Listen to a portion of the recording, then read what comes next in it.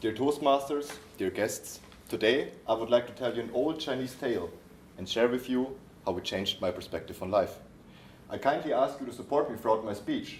So whenever I raise my hand and make this gesture, we repeat together the title of the speech. Who knows what it's good for? Let's do it one time together. Who knows what it's good for? In a poor village in China, once lived an old farmer who was considered to be a wealthy man because he possessed a strong horse with whom he could plow his fields and carry heavy loads.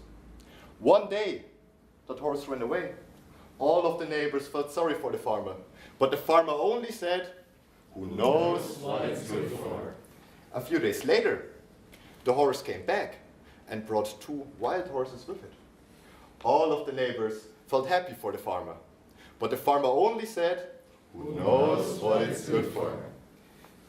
A few days later, the son of the farmer tried to ride on one of the wild horses. During that ride, it threw him off and he broke a leg. All of the neighbors felt sorry for the farmer, but the farmer only said, "Who knows what it's good for?" 1 week later, soldiers came to the village to recruit all the young men forcibly to the army. They only did not want the son of the farmer because his leg was broken. When everyone said how fortunate he was, the farmer only said, "Who knows what it's good for?" And so on. I would like to share 2 lessons that I learned from the story. The first one is, some things in life are just not in our hands.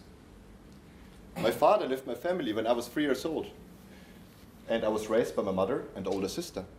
During my youth, I had to teach most of the men things myself, such as shaving. Maybe that is the reason why I'm very But my mother also gave me a lot of freedom. A lot of freedom that I might have not had if my father would have stayed within the family.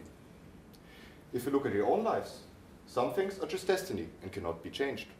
Which family you were born in, as a boy or girl, if you were raised in a nurturing or chaotic environment. But we all start somewhere. Some of it easier, some harder. In the end, it doesn't matter where you start, but how far you actually walk your own individual path. And if there are big stepping stones on our way, we remember the words of the farmer, "Who knows what it's good for?" The second lesson I learned, it does not matter what happens to you, but how you react to it. During my teenager times, I had a board position and had to organize youth trips for sport teams. During one of the trips, 3 boys, who were just 1 year younger than me, didn't like me and started to bully me. They also tried to incite all the other ones with them.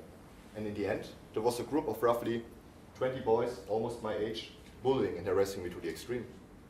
They tried to break me, they almost did. But you know what they made me in the end? Much more stronger. And this strength I will keep for the rest of my life.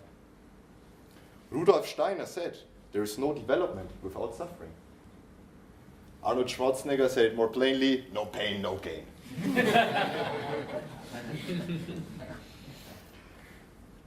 In the end, I would like to finish with a story. Don't worry, this one is not so long. So, a carrot, an egg, and a coffee bean had to go through the same boiling water. The carrot went in hard and came out soft. The egg went in soft and fragile and came out hard. Both let the circumstances change them, but not necessarily for the better. However, the coffee bean went in the hot water and transformed the entire water into coffee. It changed the entire circumstances and became a better version of itself. Those hardships in our lives, in which we have to go through boiling water, are the most important one, because they shape who we really are. Some become harder with every new challenge. Others become softer.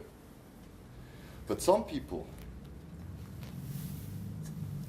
see every new jump into boiling water as an opportunity to grow. I assume everyone here has already been through boiling water. Maybe someone is right now. We all will certainly do again in the future. And if it is time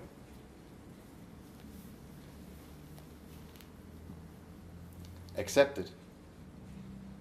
Make coffee. And remember the old farmer's words. Who knows what it's good for? Thank you.